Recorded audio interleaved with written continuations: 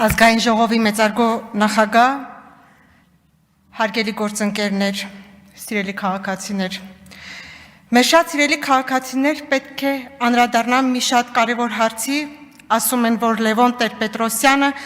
մարտի 1-ին չի թողել մենակ ժողովրդին և փակվել իր սև տանը, իրեն ստիպողաբար են բանտարկել։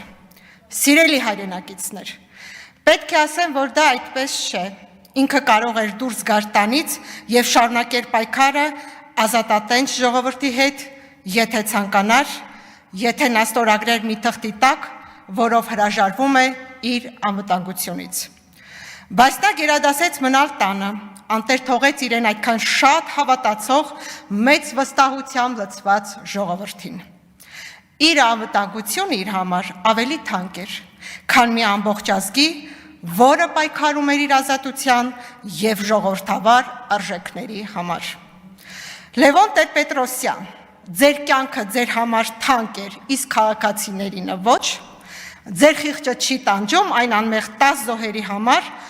ովքեր զրկվեցին իրենց կյանքից հանուն այդ պայքարի։ Հիմա հարց, արդյոք Լևոն Տեր-Պետրոսյանը գիտեր, թե ինչ աղետ է թափվելու պետության և ժողովրդի գլխին, թե ինչ է ծրագրում Ռոբերտ Քոչարյանը, արդյոք գիտեր, որ արյունով են լռեցնելու իրենց իրավունքների համար պայքարող մարդկանց ձայնը, դրա համար փակվեց իր սև առանձնատանը։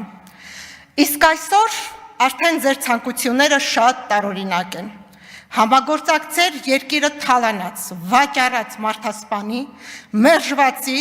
և ուխտադրուժ մեդալապաշտ հոգևորականի հետ, ինչը ձեզ միավորեց, ինչը ձեզ համախմբեց, և վերջապես դուք պայքարել եք այդ մարդկանց դեմ, Սերժին և Քոչարյանին անվանել եք երկու գլխանի դև, և հիմա դևերի հետ դավեր եք նյութում մեր պետության դեմ։ Դուք մեղքի զգացում ունեցել եք, երբ արհամարհել եք մեր ինքնիշխանությունը, մեր իրավունքները։ Սիրելի քաղաքացիներ, պարզվում է, որ Լևոն Տեր-Պետրոսյանը մեծ խաղ է խաղացել և իմիտացիա է ստեղծել, թե իբրև մեր անկախության և հզոր պետություն ունենալու ջատագով է, բայց իրականությունը այլ է, բացահայտվել է, որ դևը 4 գլխանի է։ Այդ մեծ հրեշը փորձում է ոչնչացնել մեր ինքնիշխանությունը,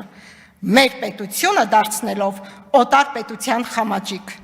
Նրանք դեմ են մեր ժողովրդավարությունը, նսեմացնում են մեր անկախության արժեքը, իսկ մենք չենք կանգնելու։ Մեր հետ է ժողովուրդը, որի մեջ արդեն արմատացած է ազատությունը, ազատ խոսքը։ Մենք միասին կպայքարենք մեր անկախության, ինքնիշխանության համար։ Մենք թույլ չենք տալու, որ մեր երկիրը անցնի այլոց տիրապետության տակ։ Մենք թույլ չենք տալու ստի և կեղծիքների դևերին տիրապետել մեր ապագային։ Կստեղծենք անվտանգ ու բարեկեցիկ երկիր մեր երեխաների, մեր զավակների համար։ Կեցցե ինքնիշխան ժողովրդավար Հայաստանի Հանրապետություն։